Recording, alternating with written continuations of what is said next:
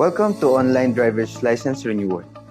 Para makapag-renew ng inyong lisensya, buksan lamang ang eGov app. I-click ang NGA at hanapin ang LTO.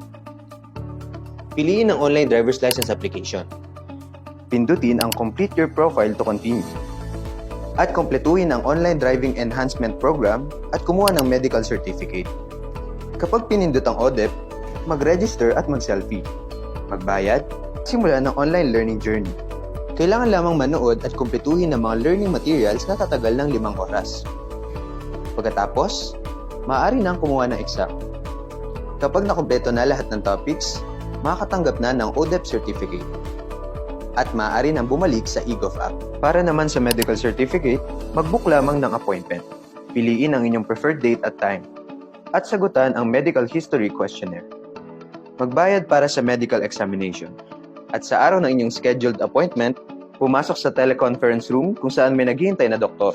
Kumpletuhin ang medical test na ipapagawa sa inyo ng doktor. Kapag nakumpleto ang exam, makakatanggap na kayo ng result ng inyong medical exam. Ipapasa ng doktor ang result gamit ang biometric scan at matatanggap ng aplikante ang kanyang medical certificate.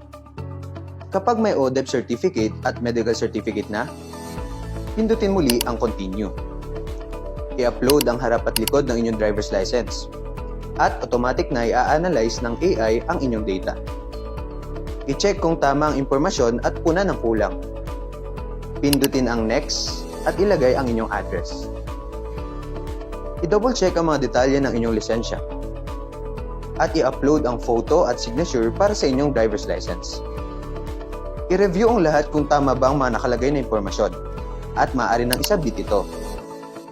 May kita dito kung kumpleto na ang inyong mga requirements.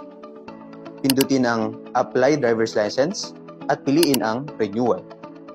Bayaran ng transaksyon at makakatanggap kayo ng text na successful na ang inyong transaksyon. Makikita rin ang status ng inyong application. Kapag na-approve na, makakatanggap kayo muli ng text mula sa LTO. At ang panghuli, piliin kung gusto nyong ipa-deliver o i-pick up ang inyong lisensya gamit ang LTO tracker.